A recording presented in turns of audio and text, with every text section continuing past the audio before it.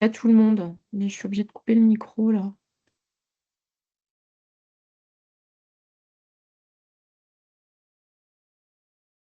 On va peut-être commencer, du coup il est 32. Bonjour du coup à tout le monde. On va peut-être déjà commencer par se présenter les intervenants. Merci Lucie de rappeler effectivement des consignes pour que ça se passe pour le mieux, donc de bien couper les micros, les caméras, et puis voilà, soit l'utilisation du chat, soit n'hésitez pas à nous aussi à lever la main si vous souhaitez prendre la parole. Les collègues se présentent ce matin, si vous voulez dire un petit mot, vous présenter, et puis ensuite on pourra débuter. Eh ben, bonjour à Non, tous et à toutes. tous les micros ne sont pas coupés. Lucie Petella, je suis manager de l'équipe administrative Pendant qu'ils d'Action se sociale. présentent, oui, tu voulais dire, qu'est-ce que tu Il y a voulais, des que tu micros veux qui sont envoyer ouverts, s'il vous plaît. à On y pousse. Vous pouvez vous couper votre micro, s'il vous plaît? tout le monde. À toutes les demandes de place, même celles qui sont pour septembre, octobre, novembre, décembre. Alors, j'ai désactivé le micro, hein, pour voilà. Oui, j'allais le faire. Vas-y, continue. Donc, Lucie Petella, hein, donc je suis le manager de l'équipe administrative d'Action sociale à la CAF. Et voilà. Donc, je laisse mes collègues se présenter. Émilie, bonjour à tous, à toutes. Gestionnaire d'action sociale pour le territoire Arles-Isère et canton de Cognac. Voilà. Bonjour à tous, Céline Berlioz, donc gestionnaire action sociale sur les territoires de Maurienne-Tarentaise et les Bauges. Bonjour à tous, Fabienne Zellus, gestionnaire action sociale sur le territoire de Grand Lac et l'avant-pays savoyard, Motservolex.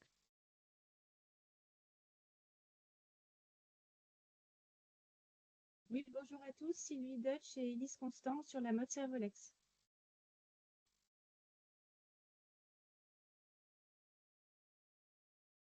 Après, les collègues, il reste... je vois pas trop qui est présent. Bonjour à tous, Pauline Paillet, chargée de développement territorial pour le canton de la Ravoir et Chambéry. Claire Gousti, chargée de développement territorial sur toute la vallée de la Maurienne et une partie de l'agglomération chambérienne. Bonjour à tous. Oui, bonjour, Nadège Corcombet, je suis chargée de développement territorial sur Arles-Isère et Cœur de Savoie.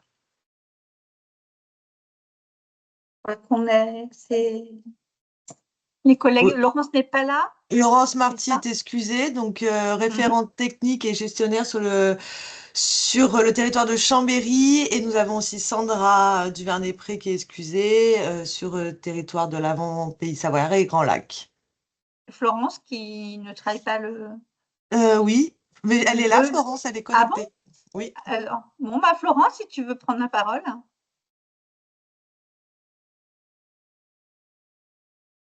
Non, on n'entend pas Florence. Laurence, elle nous dit Florence, que son micro ne fonctionne pas. Ouais. Ok, Voilà. super.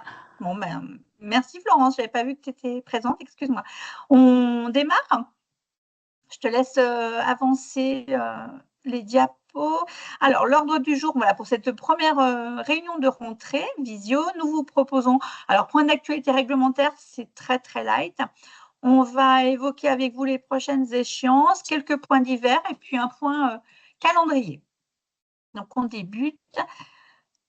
Alors, au niveau des points d'actualité réglementaire, voilà, ce que je vous disais, c'est que ce n'est pas très, très important pour cette première visio.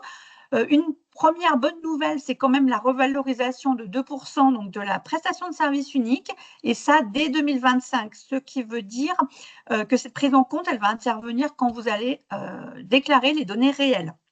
On va prendre lors de la liquidation les nouveaux barèmes avec augmentation de 2%, et ça concerne les crèches dont le taux de facturation est inférieur à 107%, et qu'il y ait ou non fourniture des couches et des repas. Donc, on vous a fait un petit point visuel donc des nouveaux barèmes avec cette augmentation de 2%.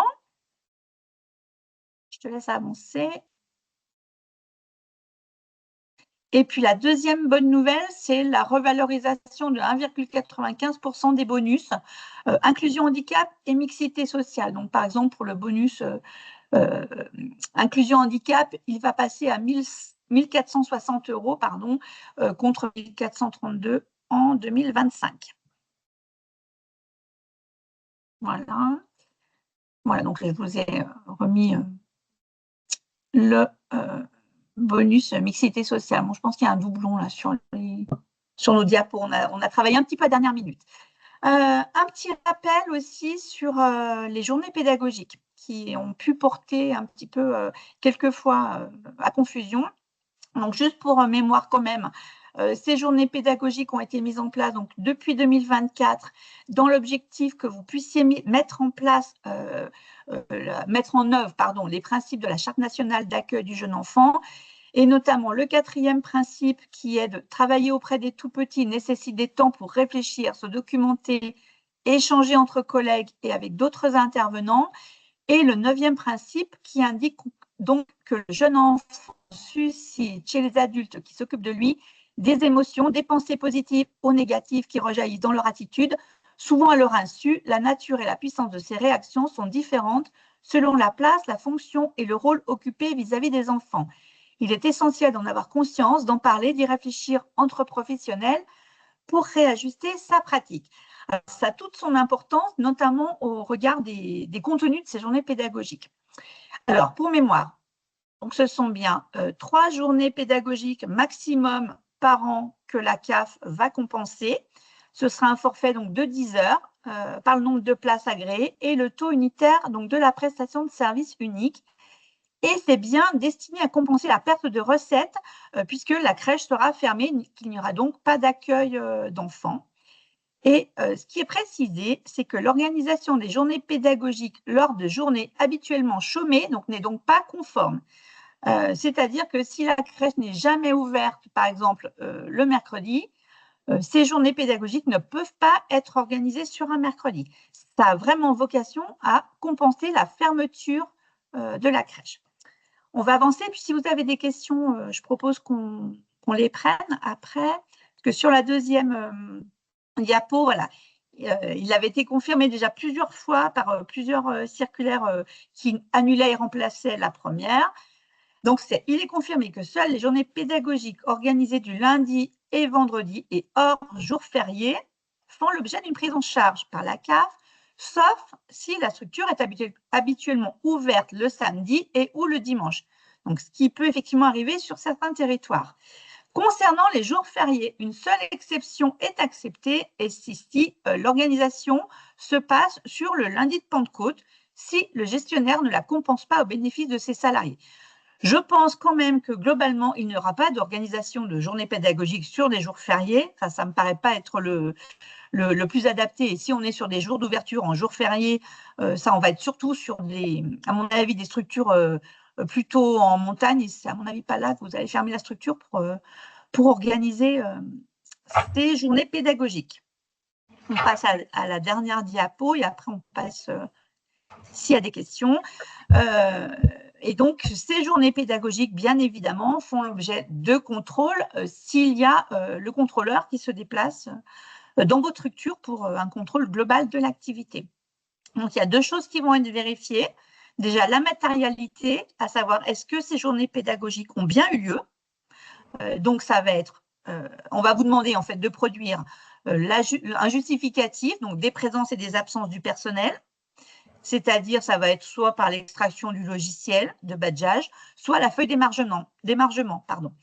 Et puis également, ce qu'on va vérifier, c'est qu'il n'y a pas d'heures qui vont être déclarées à la fois du côté réalisé et du côté facturé, donc pour les familles sur ces journées. La 2e vérification va porter sur plutôt le contenu et l'organisation de ces journées pédagogiques. Et voilà, et comme je vous l'ai précisé en début de présentation, ces journées pédagogiques ont bien pour objectif de vous aider à la mise en œuvre de la Charte nationale d'accueil du jeune enfant et que bien évidemment, on ne prendra pas en compte des contenus qui n'auraient aucun lien avec l'accueil du jeune enfant, avec la réflexion autour du projet de la structure. Et par exemple, ce qu'il a cité, mais voilà, c'est tellement évident que que j'espère que ce n'était pas du tout dans les objectifs, mais par exemple, une opération de rangement ou un inventaire n'a effectivement rien à faire dans les déclarations de journée pédagogique. Alors moi, j'ai terminé sur ces journées pédagogiques. Je ne sais pas s'il y a des questions ou des interrogations. Oui, Madame Loubin. Oui, bonjour. Bonjour. Moi, j'ai une petite question parce qu'on a 2 journées de formation, journée, comment dire, mixité, on va dire, entre formation et projet PEDA. Donc ça, je pense qu'on est, à mon avis, dans la thématique. Par contre, sur la 3e journée, en fait, on a plutôt une demi-journée réflexion projet PEDA et on envisage, c'est encore pas certain, une activité cohésion d'équipe sur la demi-journée, sur l'après-midi. Est-ce qu'une activité cohésion d'équipe, qu'on n'a pas encore déterminée à ce jour, ça pourrait rentrer dans ce cadre-là? Alors, bon, à creuser, vraiment. Pour moi, ça ne me choque pas dans la mesure où la qualité de vie au travail pour les personnels, dans un contexte de pénurie, moi, ça ne me paraît pas complètement hors sol. Mais ça mériterait qu'on en discute un petit peu plus précisément quand vous aurez plus d'infos sur vraiment le contenu de cette demi-journée-là. Oui, c'est pas acté définitivement, mais on était potentiellement parti sur une activité. Il y a une activité sensorielle en fait qui se fait sur Lyon, je crois. Et l'idée, c'était que elle déjà, ça travaille la cohésion d'équipe, mais qu'en plus, elle puisse se servir de ça pour le ramener dans la crèche en fait, puisque c'était vraiment des questions sensorielles, quoi. Ça peut répondre à 2 objectifs. À mon sens, c'est pas hors sol. Okay. Mais on peut en discuter effectivement avec Sandra. Vous pouvez en discuter avec Sandra et on peut on peut prendre un temps pour échanger. Moi, je serais plutôt d'avis que ça rentre dedans. Ok, merci. D'autres prises de parole, d'interrogations? Bien évidemment, on est à votre disposition. Donc si vous prévoyez des journées pédagogiques et si vous pouvez avoir un petit doute, n'hésitez pas à revenir vers nous plutôt en amont, pour le coup, plutôt que d'attendre un potentiel contrôle sur place qui pourrait remettre en question ce financement-là. Oui, madame. Oui. Oui, j'ai juste une question, c'est par rapport aux journées PEDA. Si on en a 3, on fait 3 fois 10 fois le nombre de places, tout ça? Dans la déclaration? Oui. Ta question, elle est par rapport à quoi? Excuse-moi, j'ai pas très bien compris, parce que du coup, tu vas déclarer tes 3 journées pédagogiques. En fait, on a donc 3 journées pédagogiques sur la mode servolex. Et pour le calcul, du coup, on va recevoir 3 fois 10 heures, fois le nombre de places, fois tout ça. C'est bien ça? C'est ça. C'est ça. Mais vous déclarez le chiffre 3. Voilà. Okay. Toi, tu n'as pas plus à faire que de déclarer le nombre de journées pédagogiques dans le système. Ok. Très bien, merci. On va avancer s'il n'y a pas plus d'interrogations par rapport à ça. Un petit point sur donc les prochaines échéances. Je te laisse la parole, Lucie. Oui, merci, Laurence. Pour rappel, puisque l'échéance est arrivée à terme, les déclarations prévisionnelles ont été appelées le 7 décembre 2025, sauf pour ceux qui étaient en renouvellement CTG, et donc la déclaration était attendue pour le 3 janvier. Donc, si pour ceux qui n'auraient encore pas fait la déclaration prévisionnelle et qui n'étaient pas en renouvellement, merci de le faire le plus rapidement possible pour qu'on puisse l'étudier, la valider et vous verser le premier acompte. Pour ceux qui sont en renouvellement, au moment de l'appel de cette déclaration, vous pouvez compter 1 mois de délai pour pouvoir nous la renvoyer. Mais plus vite vous la transmettez, plus vite elle est étudiée, plus vite on peut vous verser un acompte. Aussi pour ceux qui sont qui sont en renouvellement CTG, pensez bien, la convention maintenant on l'envoie via le YouSign pour signature électronique voilà, on a encore quelques conventions qui ne sont pas revenues, qui sont pas signées, et sans le retour de la convention signée, bah, même si vous avez fait votre déclaration, la compte ne part pas. Donc pensez bien, voilà, alors je sais que des fois c'est pas vous qui êtes destinataire, parce que vous n'êtes pas signataire. Donc voilà, c'est important d'avoir la déclaration et la convention signée pour que la compte soit versée. Oui, Madame Loubin? Oui, excusez-moi, c'est de nouveau Valguier. Pas Du de coup. souci. C'est vrai qu'on s'est posé la question dans le cadre des élections. Notre président n'ayant absolument aucune délégation n'aura pas le droit de signer la convention CAF sans conseil communautaire. Notre dernier conseil communautaire, c'est fin février, et comme on est en renouvellement CTG, on n'a pas reçu nos conventions. Donc la question, c'était voilà, quelle position doit-on avoir? Comment est-ce qu'on doit procéder? Vous avez reçu les conventions Valguier, elles sont toutes à signer. Il ne peut pas les signer avant fin février, ou il ne pourra pas les signer fin On les février? a reçues parce que moi, j'ai rien reçu. Elles sont envoyées à la signature, hein, ça c'est sûr. Et elles Elles sont sont envoyées de quelle manière? électroniquement. Et À sur la quelle personne qui a adresse été mail? indiquée. Alors là, de tête, si Fabienne peut regarder le temps Donc qu'on a. alors c'est sur l'adresse mail du président Oui, directement, oui, du oui. coup, Bah, ça de passe toute pas façon, par nous. c'est la personne qui est signataire de la convention. Donc, si c'est le président qui doit signer. Donc il a du Il a coup, reçu il a reçu par OK, mail, voire par SMS, s'il avait fourni son numéro de portable, un mail lui indiquant qu'il a des conventions à signer avec d'accord. un code. Voilà. Et donc, s'il faut attendre fin février, bon, bah, on le note. Mais par contre, voilà, il faut qu'il le fasse. Oui, dans tous les cas, ce sera si on les a avant fin février, c'est top. Du coup, on pourra les mettre au conseil de février, parce que sinon ce serait avril, quoi, avec Ah les oui, oui, non, mais élections. elles y sont, ça c'est sûr. Et est-ce qu'il y a moyen de nous les renvoyer à nous gestionnaires? Parce que pour le coup, les élus, on n'a aucun retour de leur part, donc la convention, Alors je l'ai après, même pas. on peut vous envoyer le lien, mais vous en Ouais, ferez. Enfin voilà, il faudra voir avec lui pour qu'il signe. Vous pourrez juste avoir l'avoir, du l'info, coup, avoir euh, le texte, parce que c'est moi qui le vais faire la texte, oui. délibération, en fait.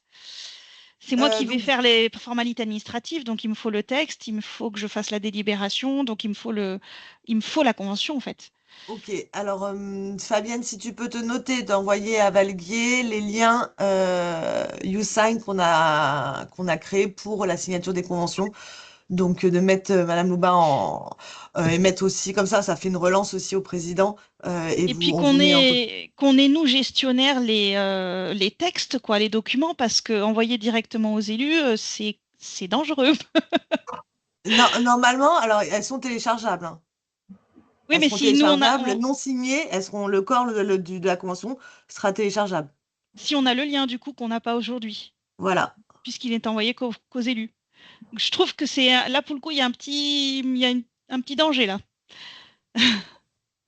Ah ouais, après, c'est pas, voilà, on débute ce YouSign. Bientôt, peut-être qu'en plus, on changera voilà, de logiciel parce que vraiment le national, courant 2026, va nous obliger à prendre un autre, peut-être un autre partenaire où ça sera celui-ci, hein. Donc, pour l'instant, c'est encore pas tout stabilisé. C'est vrai que, bon, normalement, on avait dit on mettait peut-être des personnes en copie. Le recensement a été très, très compliqué. D'obtenir toutes les personnes signataires, même les délégations, parce que voilà, il y a eu, il y a besoin parfois de délégations si c'est pas le président ou le maire. Donc oui, c'est pas donc mais là voilà, dans la journée, Fabienne va vous transmettre les Super, éléments. Alors je vois que parfait. Fabienne, elle a perdu la connexion, mais je reprendrai après avec elle. Ouais. Mais on vous les envoie dans la journée. Super, merci. Oui, parce que je vois dans les commentaires là, de la conversation qu'a priori, plusieurs devaient les avoir, et je pense que ça n'a été envoyé qu'aux élus. Ouais, oui, mais voilà, on a eu beaucoup de difficultés avec le recensement des informations. Et voilà, l'équipe débute sur YouSign, donc voilà, Bah, c'est en pas... fait, c'est juste réglementairement, c'est-à-dire que si vous avez, vous, une convention où le président a signé, alors que moi, je n'ai pas l'info derrière et que je n'ai pas passé l'info en conseil communautaire et qu'il n'y a pas de délibération, même s'il a cliqué et signé, la signature ne vaut rien puisqu'il n'a pas la compétence pour signer la convention. Vous voyez ce que je veux dire? Le risque, c'est que vous ayez, vous pensez avoir une convention valable et en fait, elle ne l'est pas puisqu'il n'a pas la compétence, lui, pour la signer sans l'accord du conseil communautaire. Vous voyez un petit peu? D'accord. Après, c'est pas le cas partout. Après, c'est une question de Voilà, délégation voilà, entre c'est une question de organismes, en délégation. Oui, fait. oui, oui. Oui, Mais oui. je pense que je ne dois pas être la seule dans ce cas-là, quoi. Dans les collectivités locales, c'est rarement le président ou le maire qui a cette compétence-là. C'est de la compétence de l'instance, donc conseil municipal ou conseil communautaire. Donc, dans toutes les collectivités, ça marche de la même manière. C'est pour ça que quand on a exposé le YouSign l'année dernière, voilà, on a bien informé qu'il nous fallait les personnes habilitées, on a recensé les délégations. Après, voilà, Oui, mais vous vouliez une personne habilitée, mais nous, c'est un conseil, c'est une instance. Il n'y a les pas de personnes personne habilitée. qui ont la délégation de signature. Ben oui, mais la personne, c'est le Oui, conseil non, mais je communautaire, en l'entends, fait. je l'entends. Mais après, c'est voilà, c'est peut-être pour ça qu'il l'a pas signé et qu'il attend le conseil. On ne peut pas suivre l'ensemble voilà, c'est à l'info, faut qu'elle vienne aussi de l'autre côté, Ben, de à ce chez vous. moment-là, est-ce qu'on peut annuler carrément le YouSign et on repart sur du classique parce que, enfin, Ah, on ne si peut nous, pas, on est gestionnaires, obligé de passer électroniquement. On est obligé de vous. Là, d'ici, normalement, c'est même premier semestre 2026, on sera obligé de faire électroniquement. Ça sera la consigne de la CNAF. Donc, et là, enfin, et il n'y a on ne aucun fait. moyen que nous, les gestionnaires, on ait l'info Bah, si, en il direct. faut qu'on pense à mettre en copie les personnes qui doivent être en copie. Je vous garantis que ce n'est pas si simple pour l'équipe. Là, on commence à stabiliser. Ça a été une grosse montée en charge de monter toutes les signataires dans le système. Là, voilà, on avait fait un tableau de recensement. On avait fait un form en juin. On a vraiment eu des difficultés à pouvoir avoir toutes les informations. On avait pourtant précisé qu'on passerait sur des signatures électroniques à partir donc des renouvellements et même pour maintenant pour toutes les conventions qui partent de chez nous. Donc voilà, là on peut se noter pour vous qu'il faut que vous soyez en copie. Maintenant, c'est vrai que on n'avait pas vraiment enfin les infos étaient vraiment difficiles à être recensées. C'est sur l'ensemble de tous nos partenaires, sur toutes les prestations de services. Voilà. Oui, c'était le formulaire qu'on avait rempli, mais il y a déjà un Oui. petit moment. Oui, ça me Oui, parle bien. oui. Et donc là, de toute façon, il va falloir qu'on nous demande une mise à jour avec les élections. Oui. Et en plus, on attend les consignes du national sur le potentiellement peut-être changer de partenaire, enfin, je veux dire, de logiciel. Ok. Voilà. Sauf on devait partir sur la signature électronique, c'était une consigne du national. C'est ce qu'on a fait à partir de 2025. Là maintenant, on ne savait pas, en 2025, on n'avait encore pas de visibilité sur le marché national. Là, il est en train de se stabiliser. Donc, on va avoir des infos enfin, d'ici avril sur quel marché ils ont retenu. On espère que ça soit notre partenaire qu'on nous on a choisi, comme ça au moins ça ne change pas de votre côté, de notre côté. Sinon, bah voilà, de toute façon, on aura un recensement à faire avec les élections pour remettre à jour toutes ces délégations. Après, pour où il y a en plus une délégation au niveau comme vous avez précisé, bon bah ça à chaque fois, voilà, il faut quand on est en renouvellement, voilà, ou qui revenir vers nous si vous pour vous les voilà, s'il y a pas, ça peut nous arriver d'oublier de mettre des personnes en copie. Là c'est vrai que je l'avais peut-être voilà, quand j'y repense, je sais que Valguier, vous aviez besoin des éléments à chaque fois avant pour passer en délégation, mais on va s'en occuper aujourd'hui pour vous les transmettre. S'il y en a Super. d'autres, bah faudrait nous informer sur la boîte AFC pour que mes collègues puissent vous transmettre le lien où vous avez accès à la convention, mais vous pouvez rien en faire parce qu'elle est, enfin, vous pouvez rien en faire. Elle n'est pas signée, c'est juste pour la visualiser. Par contre, voilà, les personnes qui nous ont été indiquées ayant la délégation, c'est eux qui reçoivent par mail En fait, si on va la pouvoir en faire convention. quelque chose, on va pouvoir Oui, l'envoyer à la préfecture pour qu'ensuite, derrière, on ait le droit de la signer. Vous voyez ce que je veux dire? Enfin, c'est pour ça que le texte, c'est pas pour vous embêter, c'est qu'on a non, non, besoin de mais ce texte-là. il y a pas de souci, mais voilà, c'est. On va forcément en faire quelque chose, c'est ça que je veux vous dire. Oui, oui, non, mais en faire quelque chose, vous pouvez pas voilà, vous pouvez pas la signer. C'est quand je vous dis, vous Ah pouvez pas non, en faire quelque c'était pas chose. l'objectif du tout de Voilà, la signer, vraiment pas. voilà. Super, merci.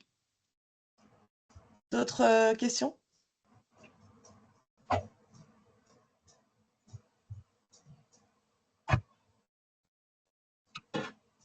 Donc, je continue. Donc, prochainement, le 8 février exactement, l'appel des déclarations réelles EAGE sera faite. Et vous avez jusqu'au 27 mars pour nous la transmettre.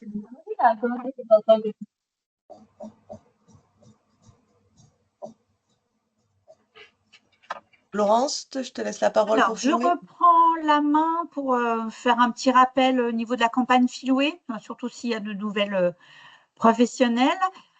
Juste pour rappel que cet objectif de cette campagne Filoué, c'est vraiment uniquement d'avoir des données statistiques. Pour la CNAF, l'idée, c'est de mieux connaître en fait, les publics qui sont accueillis au sein des crèches. Par contre, c'est une remontée de données qui est rendue obligatoire. Donc, voilà, de plus en plus, on va être exigeant sur le taux de réponse, mais ça, vous le verrez du coup. Diapo suivante. Vous pouvez aussi… je n'avais pas terminé, mais du coup, c'est pas grave. Juste les dates, en fait, ne sont pas fixées. Je n'ai pas pu vous mettre encore de date de campagne. J'attends l'instruction technique. En général, la campagne débute en général sur le mois d'avril avec une fin de remontée sur… on va dire entre fin juin et début juillet. Et pour le coup, voilà, je pense que je peux te laisser passer du coup la diapo suivante. Au niveau du taux de réponse, alors sur 2025, on avait un taux de réponse atteint qui était de 93%. On a atteint 94%. Même taux qu'en 2024, donc on a atteint notre taux. Cette année, nous sommes à 96% et 2027, 100%. Donc, vous allez m'entendre en fait. Je pense que si je vois que les taux ne bougent pas suffisamment, je reviendrai vers vous. Surtout, ne pas hésiter déjà à revenir vers moi s'il y a un problème particulier. Et puis, voir avec la hotline. Voilà, parce qu'il y a une hotline spécifique qui est mise en place pour cette campagne Filoué. Voilà, pour tout ce qui est vraiment très technique, je ne serai pas en capacité, moi, de répondre. Voilà. Moi, je te relaisse la main. Bon, là, c'est une échéance un peu plus lointaine, mais on vous rappelle qu'il y aura bien une déclaration actualisée de juin à faire, que l'appel sera fait le 28 juin et que l'échéance est fixée au 15 juillet et que cette déclaration actualisée correspond à des données d'activité financière réelles de janvier à juin et des données d'activité et financières prévisionnelles de juillet à décembre. Mais on en reviendra.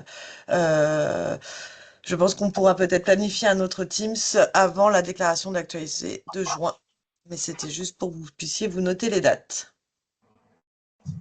Il y a une question, Cindy.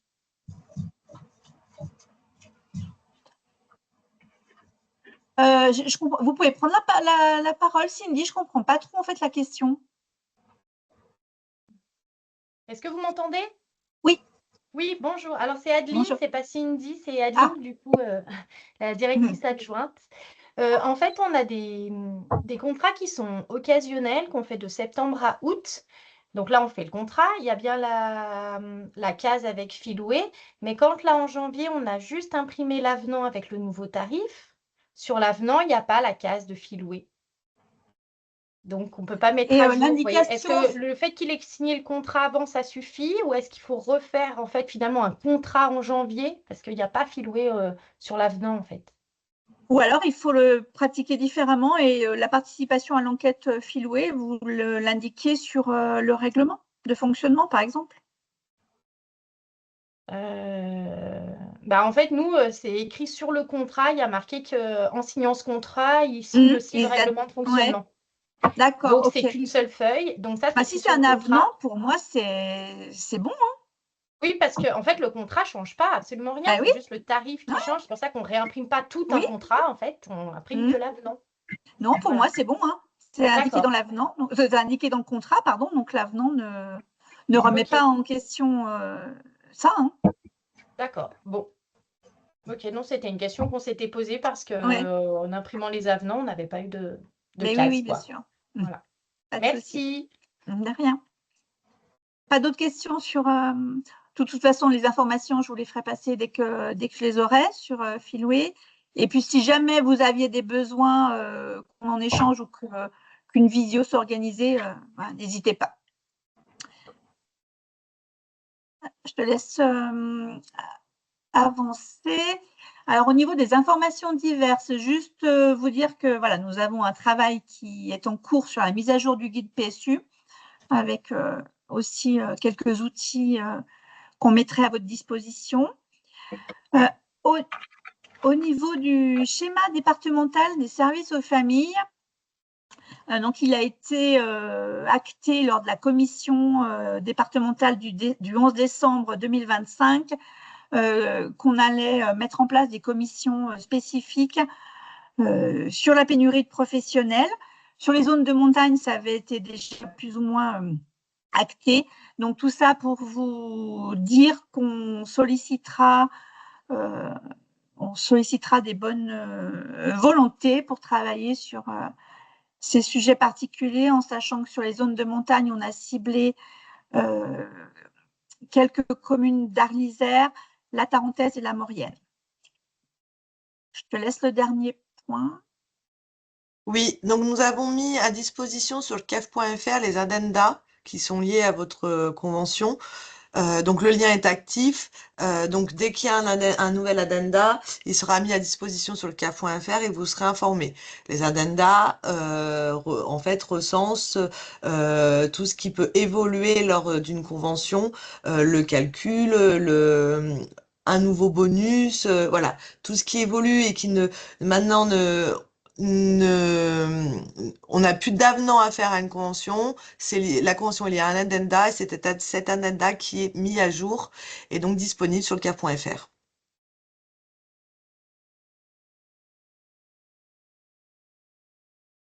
Alors, un petit point calendrier.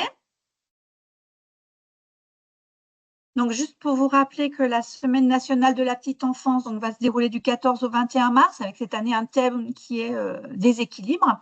Vous avez toujours la possibilité de commander la boîte pédagogique de façon gratuite. Donc, je vous ai remis le lien avec plus d'informations sur le site donc Semaine Petite Enfance. Voilà, je crois que c'est à peu près tout. La boîte pédagogique est gratuite du fait du partenariat en fait que la CAF a avec l'association Agir pour la petite enfance. Voilà, je peux te laisser passer.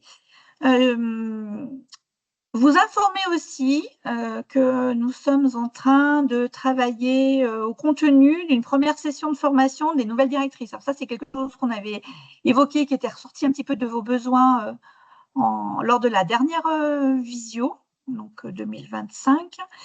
On a déjà bloqué une date, ce qui est déjà bien, une date, un lieu. Donc, ce sera le 30 mars. Ça va se passer à Chambéry, donc avec la PMI, puisqu'on a vraiment voulu réfléchir de façon globale cet accompagnement-là. Ce sera bien sûr la journée. Et puis, ce qu'on prévoit en présentation, ce serait à la fois la réglementation PMI, mais également tout l'accompagnement financier qu'il peut y avoir par la CAF. Et puis aussi, bien évidemment, des cas pratiques. Enfin, vraiment, c'est pas, voilà, on ne peut pas vous en dire vraiment plus parce qu'on n'a pas complètement construit cette journée. Ce qu'on se dit, c'est qu'on fait voilà, une première formation. Donc, le groupe est en train d'être constitué. Hein, donc, je reviendrai, s'il reste de la place, vers vous en fonction des réponses qu'on avait eues lors de cet appel à volontaire. Peut-être que si… N'hésitez pas aussi, voilà, ce que je voulais dire, c'est n'hésitez pas à nous faire remonter aujourd'hui, dans la semaine, pas dans la semaine, non, pas la semaine prochaine, dans les jours prochains, si après réflexion, ça pourrait vous intéresser. On peut tout à fait envisager de faire une deuxième session. Et puis, si vous aviez, j'ai eu des retours aussi, c'est pour ça que je l'indique là, si vous souhaitiez qu'on organise des petites sessions en approfondissant, par exemple, certains sujets, faites-le nous savoir aussi et voir comment on pourrait organiser ça. Pourquoi pas délocaliser aussi, là c'est sur Chambéry, on peut aussi réfléchir à le faire délocaliser dans les territoires. Voilà, donc ça je vous laisserai nous revenir vers oui, Alix, alors on va faire le point. Voilà, je vous laisse revenir du coup vers nous si vous avez des souhaits, des remarques. En préparation, donc il y a une nouvelle circulaire AVIP, donc à vocation insertion professionnelle. Pour mémoire, ce sont des crèches qui réservent des places pour des personnes qui sont en insertion professionnelle et orientées par des acteurs de l'insertion, donc à savoir essentiellement France Travail et Mission Locale Jeunes. Donc nous avions la crèche Trampoline, nous avons l'Aravoir qui est parti et la mode Servolex qui s'engage aussi pour l'automne. Donc, il y a une nouvelle circulaire. On va vous proposer, alors ça, c'est vraiment, du coup, la date a été fixée hier, avec France Travail et la PMI, on vous propose une visio qui se déroulera donc le 24 avril de 14h à 16h. On va à la fois évoquer cette nouvelle circulaire, le positionnement qui sera celui du département en lien avec le SDSF, et puis aussi tout ce qui peut être accompagnement par France Travail. Et je pense que dans ce cadre-là, on va aborder aussi la question de la pénurie de professionnels. Et puis, la journée petite enfance, la journée petite enfance qui cette fois, voilà, on l'a un petit peu décalée pour une problématique d'agenda et aussi de co-construction avec le conseil départemental et son service culture. Donc, ce sera le 7 octobre. Et voilà, donc le thème, on sera sur l'éveil culturel et artistique. Voilà quelques dates déjà que vous pouvez bloquer dans vos agendas. Je ne sais pas s'il y a des interventions, des interrogations, notamment plutôt par rapport à VIP, ou on avance. Il y a une question. L'adresse mail, on te l'adresse à toi pour la demande de formation? Oui. Laurence Renogou, donc si tu veux. Vous Ou avez dans son la adresse email conversation ou de la pas? discussion, la conversation de la réunion. Voilà, c'est pour Bassin. C'est possible. OK. Est-ce que vous avez des remarques, des choses à nous faire remonter, des difficultés, des souhaits? On vous laisse vous exprimer. Même sur le format, hein, vous pouvez aussi nous dire ça ne vous convient pas, ou vous souhaiteriez autre chose, plus de réunions présentielles. Enfin, là, c'est le moment en fait. Hein. On vous laisse vous exprimer.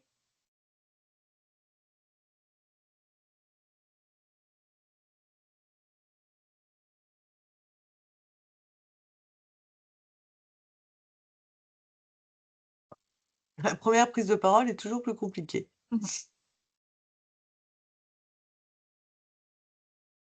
Déjà, on a « Ah, merci ». Un point positif. Bonnet. Sylvie, ouais, on verra pour… on en discute, la VIP. Je reviens, je te paierai après. Oui, le support est envoyé par mail et l'enregistrement est mis à disposition sur le CAF.fr.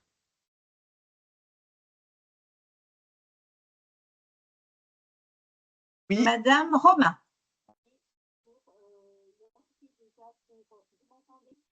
Ah, on ne vous entend pas?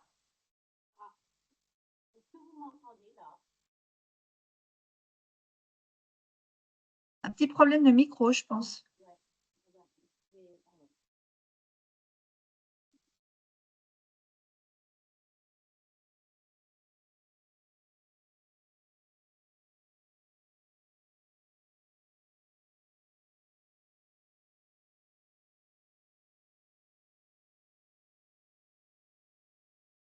Vous pouvez prendre la parole, hein.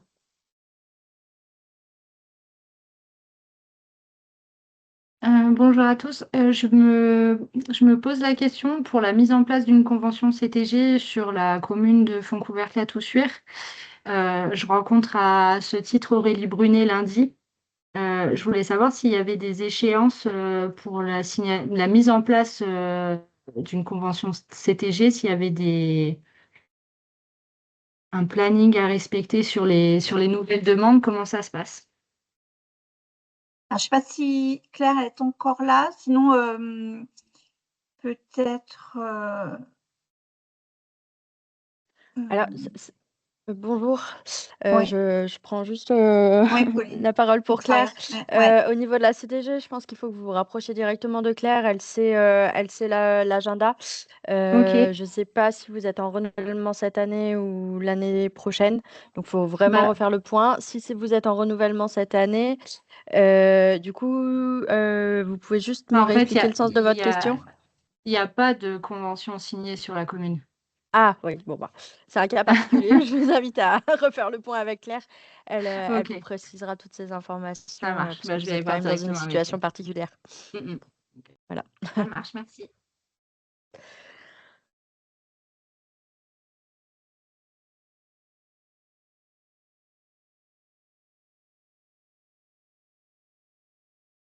D'autres.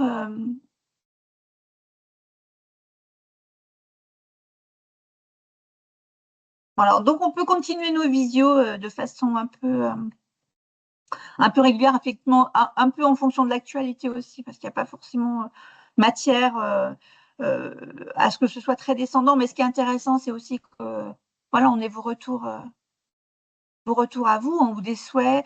Donc l'idée de construire un accompagnement ciblé sur certaines thématiques, ça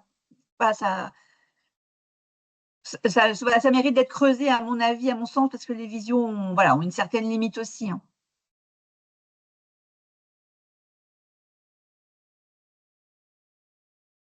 Je crois qu'on a besoin de ce temps de réflexion là, parce qu'il n'y a pas trop d'expression du coup.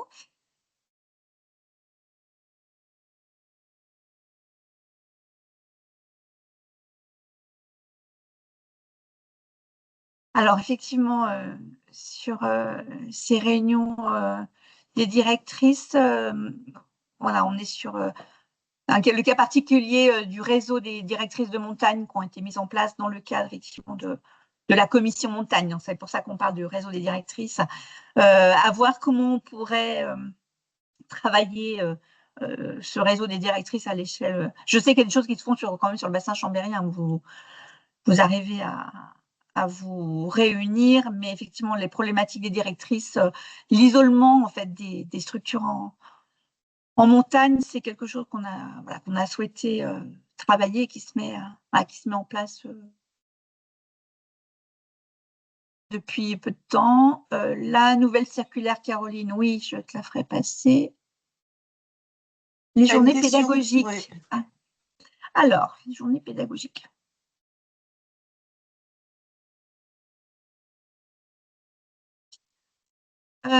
Si on ferme la structure pour la fête de Noël. Non, le matin avec les enfants, ça marche pas. De toute façon, la journée pédagogique, ce n'est qu'en journée, pas de demi-journée.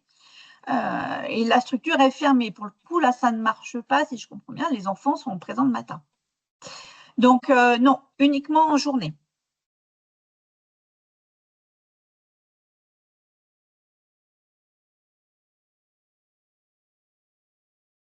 D'autres questions?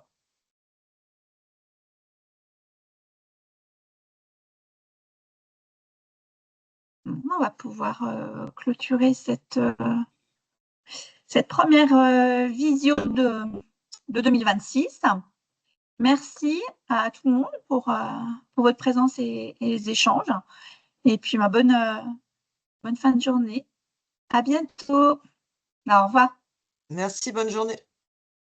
Bonne journée, au revoir.